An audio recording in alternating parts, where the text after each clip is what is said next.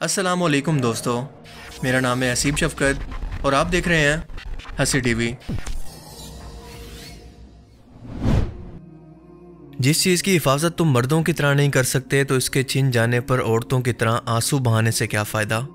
ये वो तारीख़ी अल्फाज हैं जो कि मुस्लिम हस्पानिया, अंदलुस या मौजूदा स्पेन के आखिरी मुस्लिम हुक्मरान अबू अब्दुल्ला बिन मौलाए अबुल हसन की वालदा ने उसे उस वक्त कहे जब वो गरनाता की चाबियां मसीह हुक्मरानों के हवाले करके हमेशा हमेशा के लिए अपने मुल्क से जिलाद वतन किया जा रहा था। इसने जब अपनी आखिरी नज़र अपने आबा व अजदाद के विरसे पर डाली तो इसकी आंखों में आंसू आ गए। इस मकाम पर जहाँ पर अबू अब्दुल्ला की आ निकली, मसीहों ने इसी जगह को मुसलमानों की शिकस्त की अलामत के तौर पर तारीख के अंदर हमेशा के लिए महफूज कर लिया और आज भी इस जगह को मूर की आखिरी आ के नाम से जाना जाता है, क्योंकि यूरोपी तारीखदान अंदलुस या स्पेन के मुसलमानों के लिए मूर्स का लफ्ज इस्तेमाल किया करते थे। अबू अब्दुल्ला अंदलुस की आखिरी मुस्लिम रियासत गरनाता का वो बदबख्त हुक्मरान था जिसने ऐन उस वक्त अपने वालिद अबुल हसन और चचा मोहम्मद बिन साद अल जागिल के खिलाफ बगावत की थी जब वो अंदलुस के अंदर मसीहों के मुश्तरका लश्कर से मुसलमानों की बका की आखिरी लड़ाई लड़ रहे थे। और हज़ारों साल पुरानी तारीख रखने वाले इस खित्ते ने कई बादशाहतों का अरूजो ज़वाल देखा। ये मुख्तलिफ तहजीबों, सकाफ़तों और बोलियों का मरकज़ रह चुका है। मुसलमानों के दौर के अंदर अरब इसे अंदलुस जबकि हस्पानवी लोग इसे अंदलूसिया कहते थे। जर्मन कौम ने इसे वंदलस के नाम से पुकारा था और अंडोरा, फ्रांस, जिब्राल्टर, पुर्तगाल और मराकिश के साथ सरहदें रखने वाला 4 करोड़ 66 लाख लोगों पर मुश्तमिल मौजूदा स्पेन आबादी के लिहाज से यूरोपीय यूनियन का 7वां जबकि दुनिया का 30वां बड़ा मुल्क है। 800 साल तक जिस मुल्क पर मुसलमानों ने हुकूमत की, जिसकी सड़कों और तामीरात पर आज भी मुसलमानों के तर्ज तामीर के निशान हो, यहाँ पर घूमते लोगों के लहजे और नामों के अंदर अरबी ज़बान के निशान आज तक बाकी हो, मगर वहाँ से मुसलमानों का आज तकरीबन हमेशा के लिए खात्मा हो गया हो। यानी पूरी दुनिया के अंदर सबसे कम मुसलमान आबादी यहाँ पर मौजूद हो, जो कि एक वक्त के अंदर तकरीबन 60 लाख के करीब थी। ये सब आखिर कैसे हुआ? ऐसा क्या हुआ कि अचानक से इस मुस्लिम रियासत से मुसलमानों का मुकम्मल सफाया हो गया और आज सिर्फ इनके नामो निशान ही यहाँ पर बाकी हैं? ये सब जानने के लिए हमें तारीख के अंदर बहुत पीछे जाना पड़ेगा। एक ज़माना था कि जब यूनान को अपने इल्म व ताकत की बुनियाद पर पूरी दुनिया के अंदर सुपर पावर की हैसियत हासिल थी। यूनान ने जहाँ पर अपनी ताकत की बुनियाद पर यूरोप के तमाम ममालिक को अपनी रियासत के अंदर शामिल किया, तो वहाँ पर स्पेन समेत समंदर पार अफ्रीका के कई ममालिक के अंदर भी अपनी ताकत का झंडा लहराया। जब यूनानियों का जवाल शुरू हुआ तो इनकी जगह रोमन हुक्मरानों ने ले ली और रोमन हुक्मरानों ने जहां बरतानिया से लेकर स्पेन तक के इलाकों पर अपनी फौज के जरिए इलाके फतह किए, तो वहीं पर शुमाली अफ्रीकी मुल्कों में मराकश से लेकर मिस्र तक और बहरा रोम के किनारे आबाद तमाम ममालिक को भी अपनी हुकूमत के अंदर शामिल कर लिया था।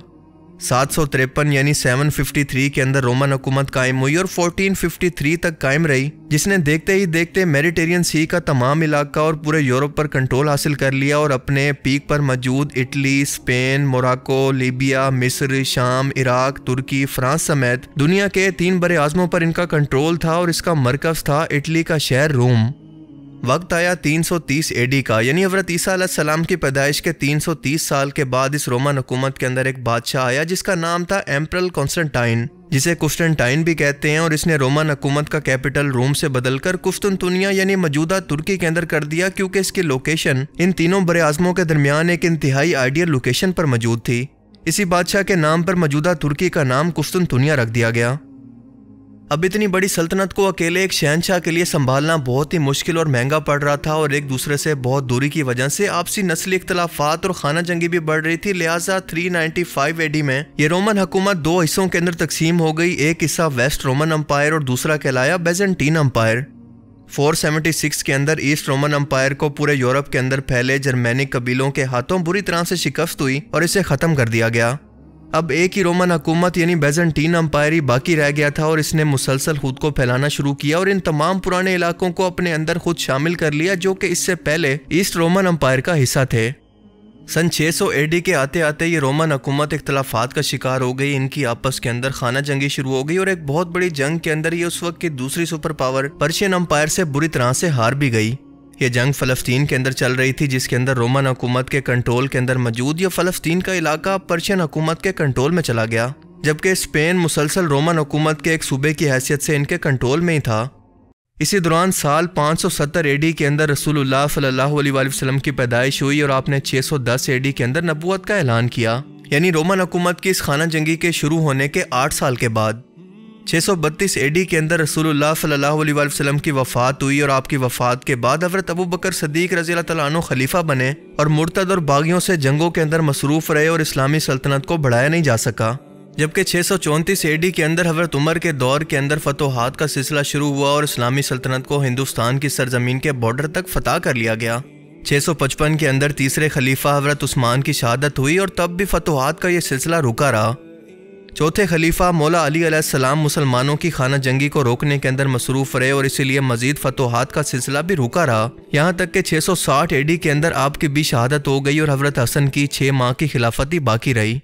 इसके बाद इस्लाम के अंदर बादशाहत का यानी मलूकियत का निज़ाम शुरू हुआ और सन 660 से लेकर 680 तक अमीर मुआविया ने शाम के अंदर हुकूमत कायम रखी और इसके बाद यजीद बादशाह बना और इमाम हुसैन अलैहिस्सलाम को करबला के अंदर मजलूमाना शहीद कर दिया गया। यजीद की मौत के बाद जब इनके बेटे ने हुकूमत लेने से इनकार किया तो बादशाहत मरवान और इसके बेटों के अंदर मुंतकिल हो गई। वलीद के दौरे हुकूमत के अंदर इन सरहदों को फैलाने का सिलसिला शुरू हुआ और अफ्रीका के अंदर गवर्नर मूसा बिन नुसैर के हुक्म पर इनके सिपा सलार तारिक बिन ज़ियाद ने उंदुलुस यानी मौजूदा स्पेन पर 7000 की फौज से हमला कर दिया और इसे फतह भी कर लिया।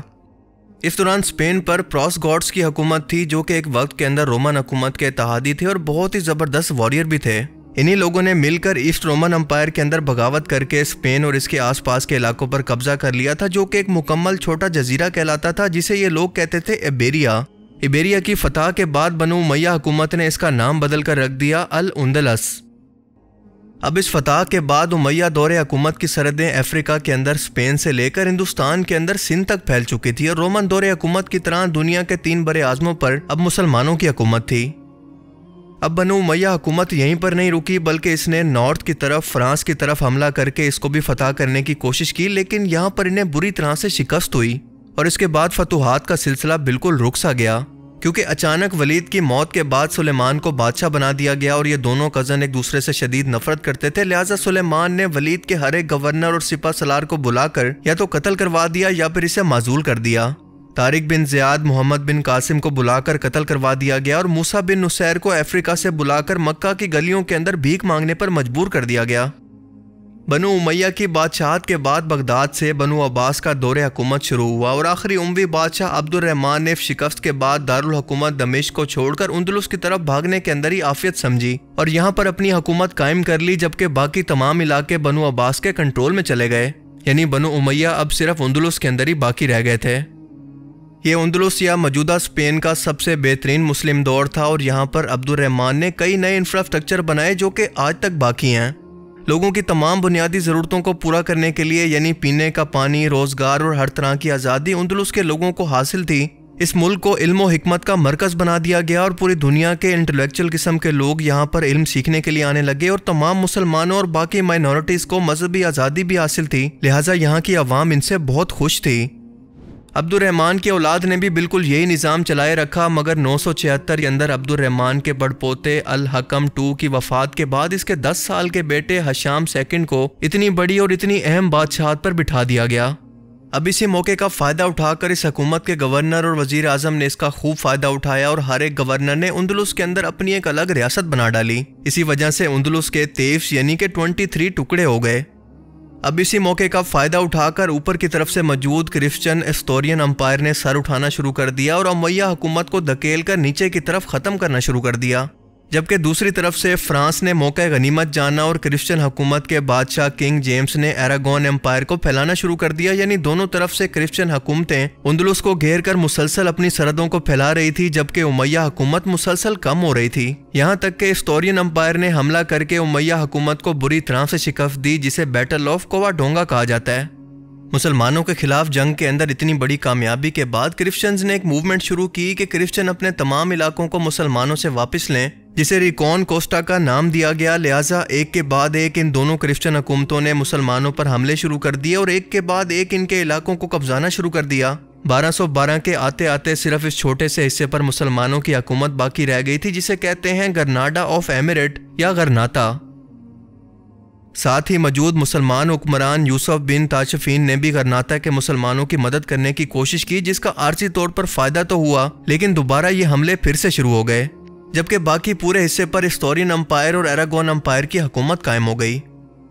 आमिर मोहम्मद 12 ने ट्रीटी ऑफ ग्रेनाडा के तहत इन क्रिश्चियन हुक्मरानों से एक मुआहदा किया कि इनके क्रिश्चियन राज के अंदर मुसलमानों को मजहबी आज़ादी दी जाए, लेकिन इस एग्रीमेंट को पूरा ना किया गया। एक एक करके मुसलमानों को स्पेन से या अंदलुस से बेदखल किया जाने लगा, या फिर इनके पास एक ही चॉइस थी कि वो क्रिश्चियन मजहब को इख्तियार कर लें। ग्रेनाडा ऑफ एमिरेट या गरनाता से मुसलमानों ने आखिरी बार इन दोनों क्रिश्चियन अम्पायर्स के खिलाफ बगावत शुरू की, मगर इसका इंजाम बहुत बुरा हुआ।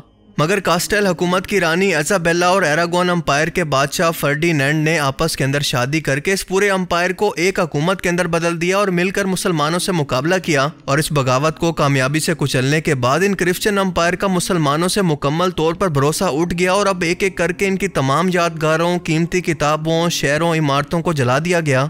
इन्हें सिर्फ 2 चॉइसेस दी गई कि या तो क्रिश्चियन बन जाओ या फिर स्पेन को छोड़कर यहाँ से चले जाओ। चाहते या ना चाहते हुए कई मुसलमानों ने क्रिश्चियनिटी को कबूल भी किया, मगर ज़्यादातर स्पेन को छोड़कर यहाँ से चले गए। और इस तरह से स्पेन और पुर्तगाल एक मुसलमान सल्तनत से एक मुकम्मल क्रिश्चियन सल्तनत के अंदर बदल गए। इनका मज़हब मुकम्मल तौर पर बदल गया।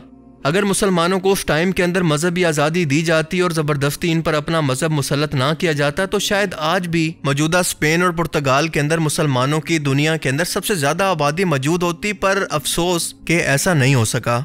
और यही लोग आज दुनिया के अंदर मजहबी आज़ादी और इंसानी हकूक़ के चैम्पियन और इसके अलम बरदार बने हुए हैं। तो ये तो थी स्पेन के अंदर मुसलमानों के अरूज व ज़वाल की मुकम्मल कहानी। मुझे उम्मीद है कि आपको इस वीडियो से बहुत कुछ नया जानने को मिला होगा। अगर इस वीडियो से आपको कुछ नया जानने को मिला तो इसे ज़रूर लाइक कीजिए। और अब मैं मिलूंगा आपसे एक ऐसी ही नई इंटरेस्टिंग वीडियो में। तब तक के लिए अपना बहुत सा ख्याल रखिएगा। Thanks for watching this video. अल्लाह हाफिज़।